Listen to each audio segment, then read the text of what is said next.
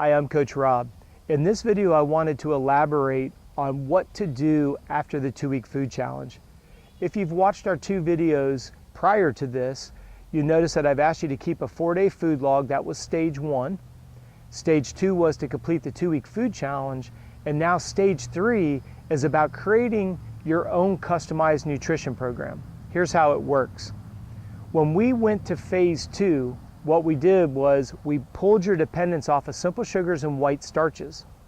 What you're going to do now in phase 3 is you're going to add 1 new item per week. I know that may seem like a long time, but we want to make sure that as we introduce 1 item at a time, that you have high energy, you have great mental clarity, and we want to make sure that you're seeing its influence on exercise and performance. Think about that. If you introduce more than 1 or more items, then what ends up happening is you're not sure which one worked well and you're not sure which one maybe didn't work so well. Introducing 1 item at a time, going through your normal week of training, going through your normal life between professional and personal as well as athletic, what we're able to do is see what that 1 item's influence is on all 3 variables of your life. Now the good news is, if you introduce something 2 or 3 days later, you're going to have a pretty good idea if it's working. But you want to continue that for 7 days. Why? Because it's what we call the complexity and comparison of food. Food has to interact with other food. So by introducing 1 item, going through your normal week, we get a better idea of what works and what doesn't.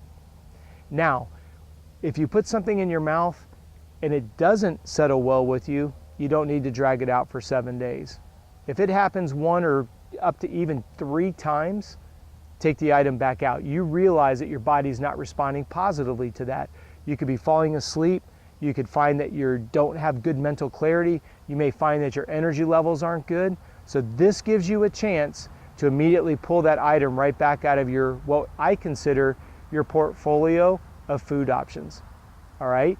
So think about it from this standpoint. You've taken a 4-day food log, which is your snapshot of the food items that you normally eat. You've gone through the 2-week food challenge where you've kind of set some definitive parameters, removing your body's dependency on sugar and starches. Now what we're going to do is start with the items that you've really been missing out on during the 2-week food challenge. Add that item back in.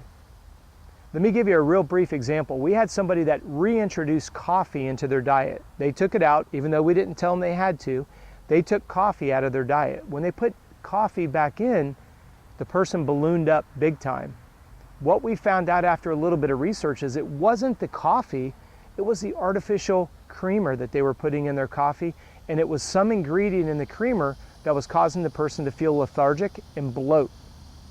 So that's what I want you to understand is by introducing 1 item at a time, we're able to help you achieve your personal and athletic goals by taking 1 item at a time, and over the course of 2-3 months, we're able to build you a complete customized nutritional program that works for you as an individual all the way up through the athlete.